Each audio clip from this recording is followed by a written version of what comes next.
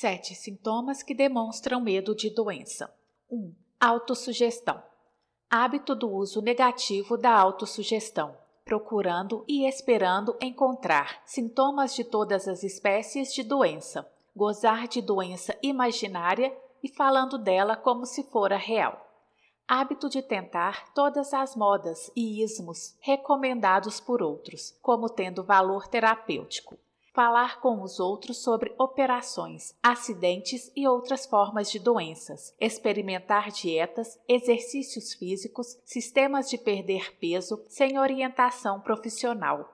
Tentar remédio caseiro, remédios patenteados e remédios de charlatões. 2. Hipocondria.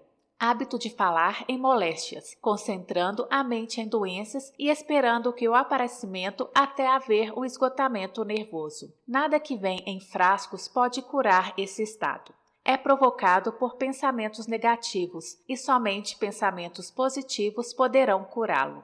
A hipocondria, termo médico para doenças imaginárias, é causadora de tanto dano, ocasionalmente, quanto a própria moléstia pode causar. Muitos casos nervosos provêm de doenças imaginárias. 3. Indolência. O temor de saúde precária frequentemente interfere com os exercícios físicos corretos e produz excesso de peso, fazendo com que se evite a vida ao ar livre. 4. Suscetibilidade. Medo de má saúde quebra a resistência natural do organismo, criando condições favoráveis a qualquer forma de moléstia que se possa contrair. O medo de doenças está comumente relacionado ao medo da pobreza, especialmente no caso do hipocondríaco, que se preocupa sempre com a possibilidade de ter de pagar contas de médico, de hospital, etc. Esse tipo de pessoa perde muito tempo preparando-se para a doença, falando sobre morte, economizando dinheiro para lotes no cemitério e despesas de funeral. 5. Mimar a si mesmo. Hábito de tentar despertar piedade, usando a doença imaginária como meio. Esse truque é muitas vezes empregado para evitar trabalho. Hábito de fingir doença, para disfarçar a preguiça, ou como álibi para a falta de ambição. 6. Intemperança. Hábito do uso de álcool ou narcóticos para eliminar dores, como a de cabeça, nevralgia, etc., em vez de eliminar-lhe a causa. 7. Preocupação. Hábito de ler sobre doenças e preocupar-se com a possibilidade de ser por elas atingido, assim como o hábito de ler anúncios de remédios patenteados. A fonte original desse temor inerentemente data, obviamente, do hábito poligâmico do homem de roubar a companheira de seu semelhante e do hábito de tomar liberdades com ela, sempre que pode. Ciúme e outras formas similares de neurose originam-se do medo herdado da perda de amor. Esse é o mais doloroso dos 6 temores básicos. Provavelmente produz mais destruição no corpo e no espírito que qualquer outro dos temores básicos. O medo da perda do amor possivelmente se origina da Idade da Pedra, quando os homens arrebatavam as mulheres pela força bruta. Continuam a roubar mulheres, mas a técnica mudou. Em vez de forçar, empregam agora a persuasão, promessa de belas roupas, lindos carros e outras iscas, muito mais eficazes que a força física. Os hábitos do homem são os mesmos da aurora da civilização, só que são expressos de maneira diferente. Análise cuidadosa demonstrou que as mulheres são mais suscetíveis a esse temor que os homens. O fato se explica facilmente. As mulheres aprenderam por experiência que os homens são poligamos por natureza, que não se pode confiá-los às mãos de rivais. 3 sintomas que demonstram medo da perda do amor. 1. Ciúme. Hábito de suspeitar de amigos e de criaturas amadas, sem qualquer prova razoável, sem motivo suficiente. Hábito de acusar a esposa ou o marido de infidelidade, sem motivo. Suspeita geral de todos, sem fé absoluta em ninguém. 2. Encontrar defeitos. Hábito de encontrar defeitos em amigos, parentes, sócios comerciais e seres amados, a menor provocação ou sem causa alguma. 3. Jogo. Hábito de jogar, furtar, enganar e aproveitando outras oportunidades perigosas para conseguir dinheiro para os seres amados, com a crença de que o amor pode ser comprado. Hábito de gastar além dos meios ou incorrer em dívidas para dar presentes a quem se ama, com o intuito de causar impressão favorável. Insônia, nervosismo, falta de persistência, fraqueza de vontade, falta de autocontrole, falta de confiança em si mesmo, mau gênio. Você teme a velhice? De modo geral, esse temor provém de duas fontes. Em primeiro lugar está o pensamento de que a velhice pode trazer pobreza. Em segundo lugar, e muito mais comum, de ensinamentos falsos e cruéis do passado, muito bem misturados com fogo e enxofre, e outras superstições astutamente planejadas para escravizar o homem pelo medo. No temor básico da velhice, o homem tem duas razões sólidas para apreensão. Uma, nascida da desconfiança em relação a seus semelhantes, que poderão se apossar de todos os bens terrenos que possui. Outra, originada dos quadros terríveis que seu espírito guarda do mundo do além. A possibilidade de doença, mais comum na velhice, também é causa que contribui ao temor da idade provecta. Erotismo também contribui para o medo da velhice, pois ninguém se alegra com a ideia de diminuição da atração sexual. A causa mais comum de medo da velhice está ligada à possibilidade de pobreza. Asilo não é palavra bonita. Arrepia a todos os que encaram a possibilidade de ter de passar os últimos anos numa instituição para velhos pobres. Outra causa que contribui ao temor da velhice é a possibilidade de perda de liberdade e independência, pois a idade avançada pode trazer a perda tanto da liberdade física como da econômica. 4 sintomas que demonstram medo da velhice. 1. Diminuição prematura de ritmo. Tendência de diminuir o ritmo por volta dos 40 anos, idade da maturidade mental, e de desenvolver um complexo de inferioridade acreditando-se decadente devido à idade. 2. Desculpas pela idade. Hábito de falar, como quem se desculpa de estar velho só por ter alcançado a idade de 40 ou 50. Ao contrário, deveria expressar gratidão por se ter alcançado a fase da sabedoria e da compreensão. 3. Perda da iniciativa. Iniciativa, imaginação e autoconfiança se perdem quando se acredita, falsamente, que se é velho demais para exercer tais qualidades. 4. Disfarçar-se de jovem. Hábito de adotar vestuário e maneiras de gente moça, o que só causa ridículo diante de amigos e estranhos e é bastante comum. Você teme a morte? Para alguns, esse é o temor básico mais cruel. A razão é óbvia. A terrível angústia do medo, ligada ao pensamento da morte, pode ser atribuído, em muitos casos, a fanatismo religioso. Os supostos pagãos temem menos a morte que os civilizados. Durante milhares de anos, o homem continua fazendo as perguntas não respondidas. De onde e para onde? De onde venho e para onde vou?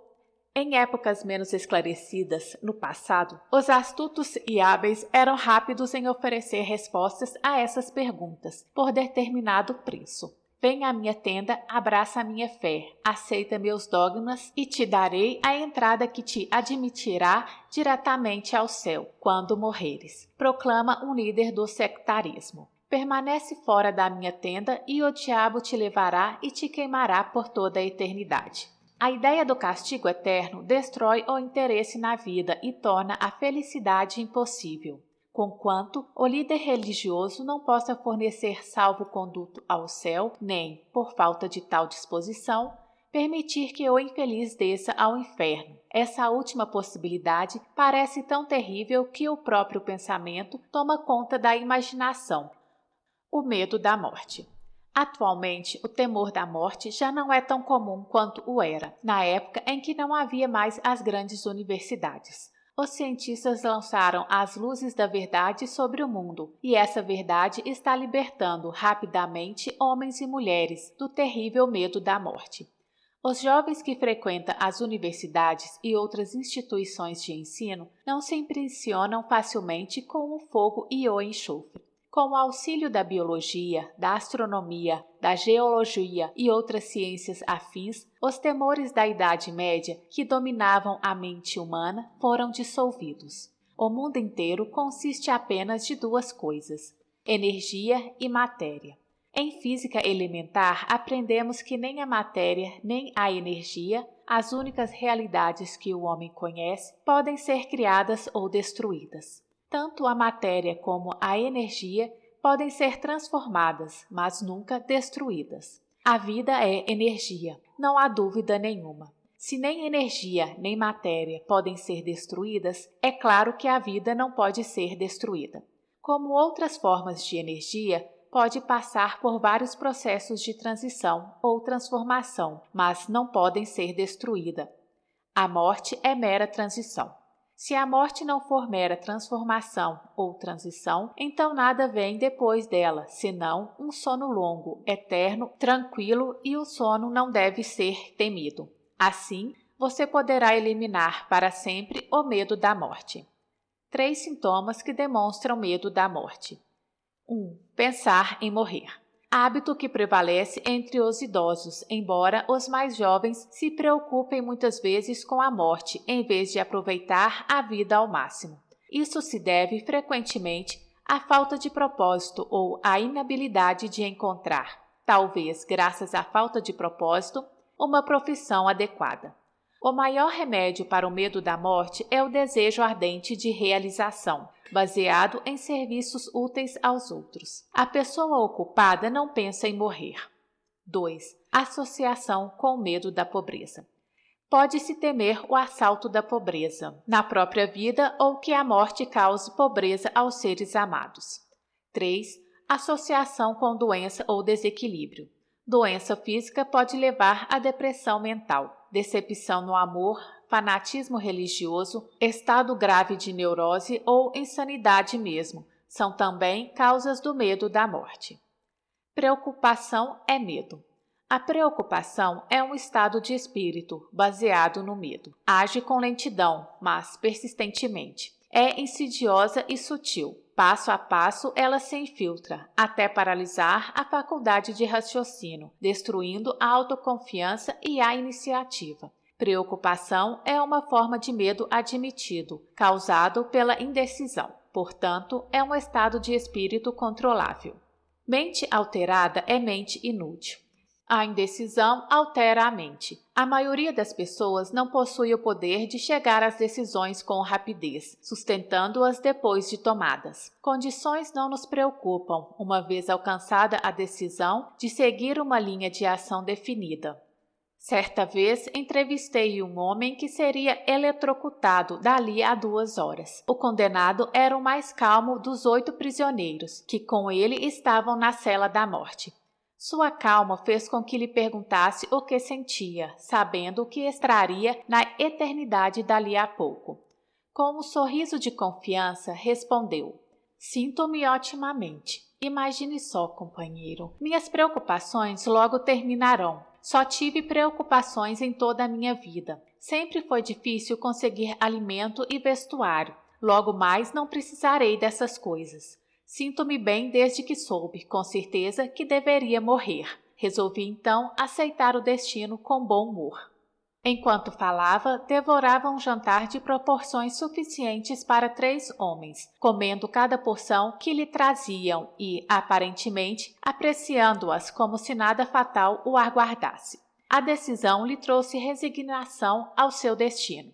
A decisão pode também impedir a aceitação de circunstâncias indesejáveis. Os 6 temores básicos se traduzem num estado de preocupação através da indecisão. Liberte-se para sempre do medo da morte, chegando à decisão de aceitar a morte como um acontecimento inevitável. Vença o medo da pobreza, chegando à decisão de se conformar com qualquer riqueza que possa acumular sem preocupações. Pise com força no medo da crítica, alcançando a decisão de não se preocupar com o que os outros possam pensar, fazer ou dizer.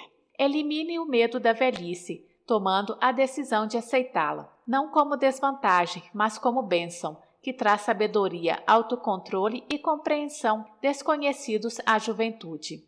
Isente-se do medo das doenças, com a decisão de esquecer os sintomas. Domine o medo da perda de amor, chegando à decisão de viver sem amor, se isso for necessário.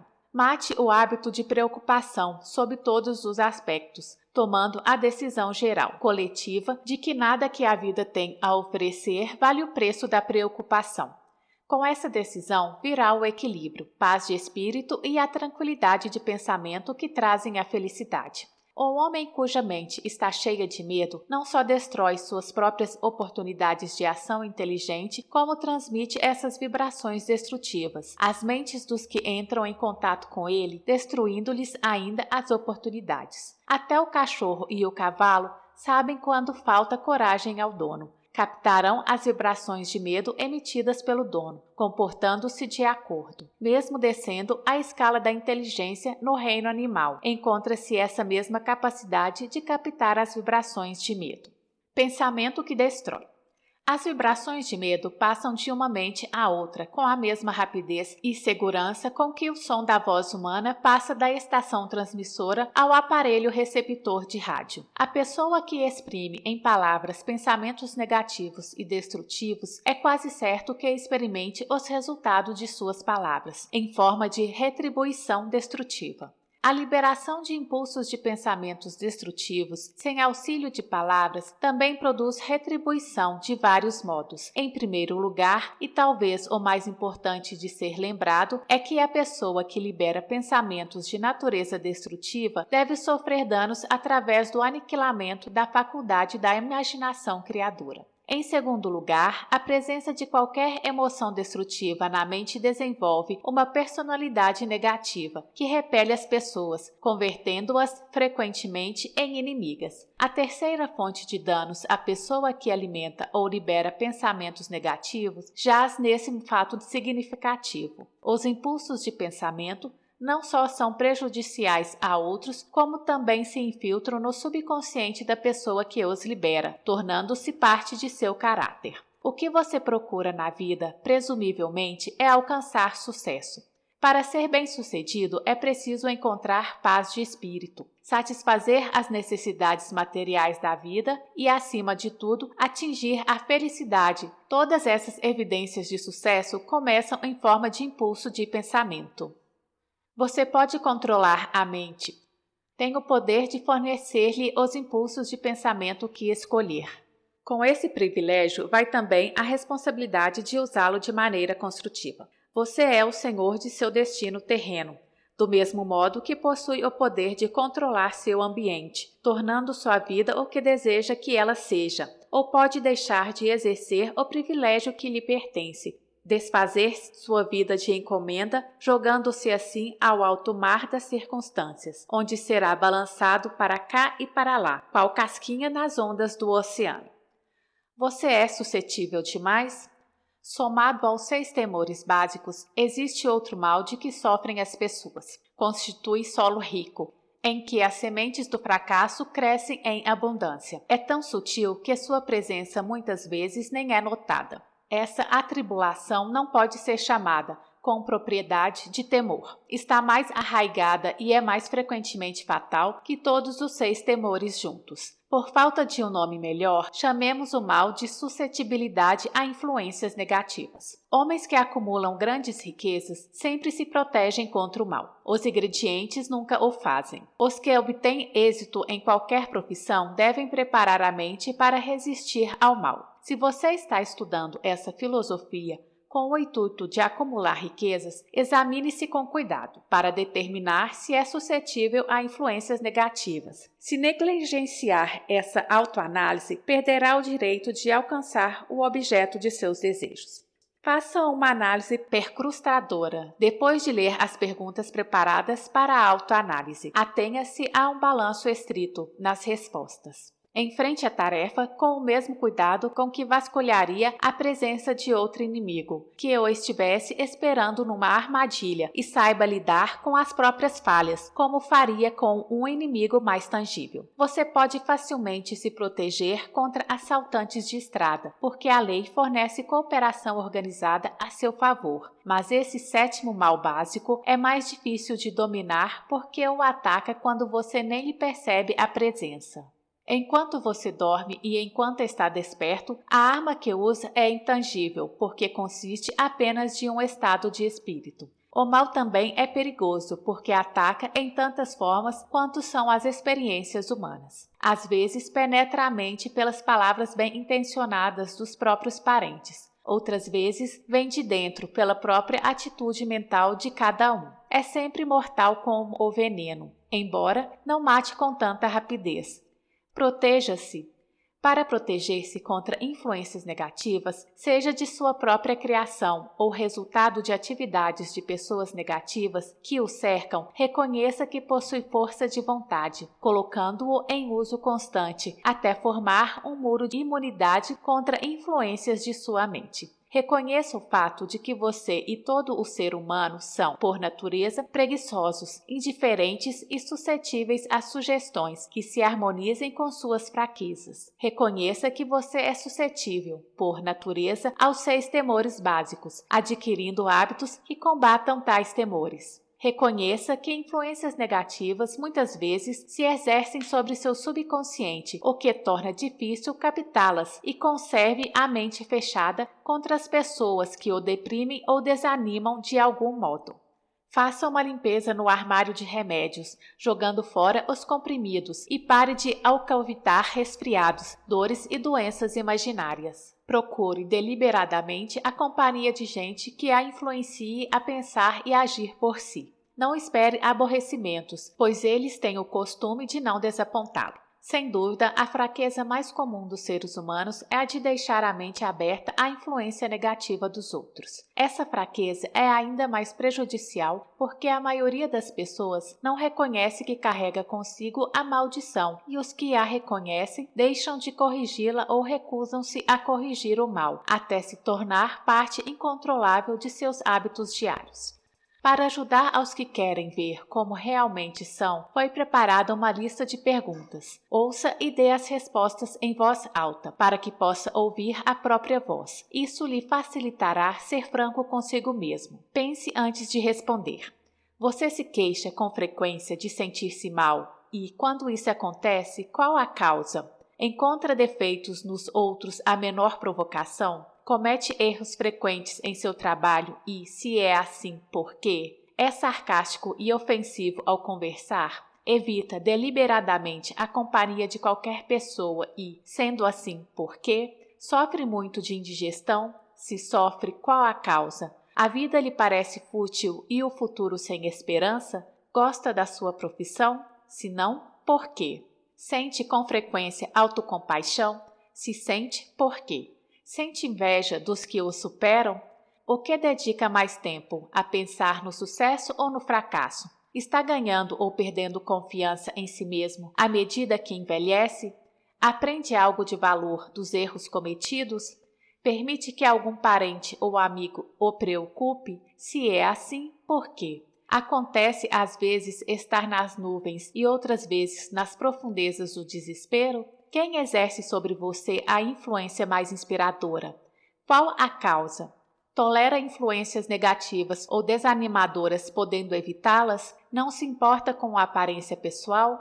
Sendo assim, quando e por quê? Aprendeu a afogar as mágoas, ficando ocupado demais para que o aborreçam? Se chamaria de Maria vai com as outras, se permitisse aos outros pensarem por você? Quantos distúrbios evitáveis o aborrecem e por que os tolera? Recorre à bebida, narcóticos ou cigarros a acalmar os nervos? Se é assim, por que não tenta a força de vontade em lugar deles? Alguém o caceteia. Por quê? Tem algum propósito importante e, sendo assim, o que é e quais os planos para alcançá-lo? Sofre de algum dos 6 temores básicos? De qual deles? Possui um método que o proteja das influências negativas? Faz uso deliberado da autossugestão para tornar a mente positiva? O que mais preza, suas propriedades materiais ou o privilégio de controlar os próprios pensamentos? É facilmente influenciado por outros contra seu próprio juízo?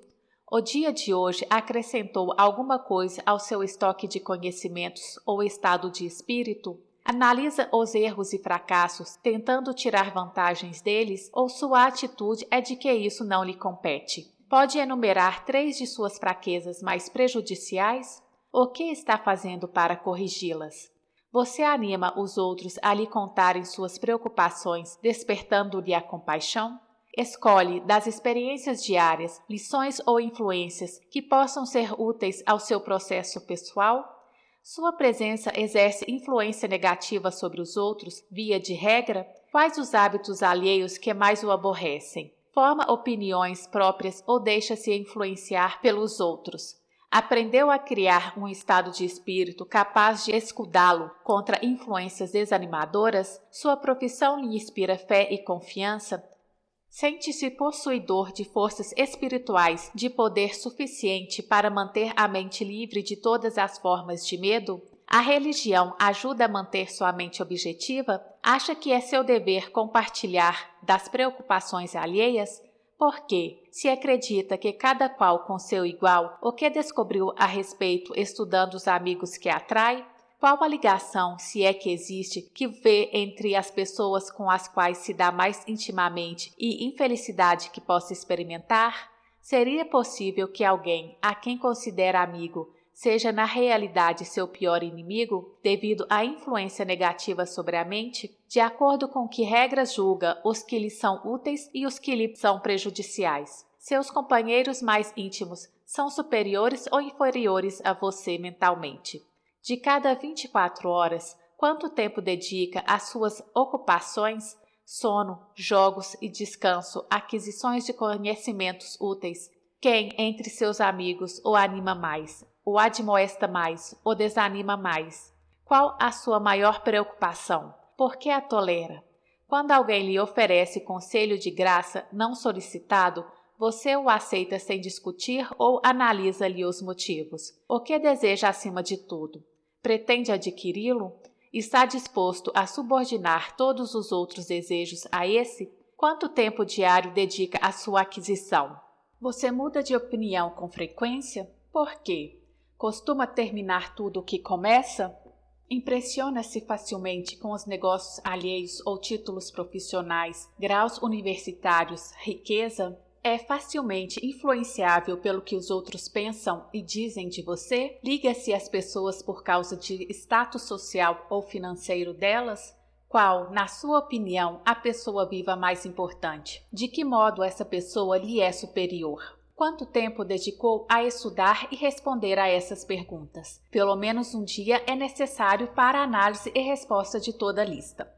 Se respondeu com franqueza a todas as perguntas, sabe agora mais a seu próprio respeito do que a maioria das pessoas. Estude cuidadosamente as perguntas. Volte a elas uma vez por semana durante vários meses. E surpreenda-se com a quantidade de conhecimentos extraordinários de grande valor para você, que terá adquirido pelo simples método de responder às perguntas com franqueza. Se não tiver certeza das respostas referente a algumas das questões, peça a orientação de quem o conheça bem, principalmente dos que não têm motivos para agradá-lo, e veja se através dos olhos deles.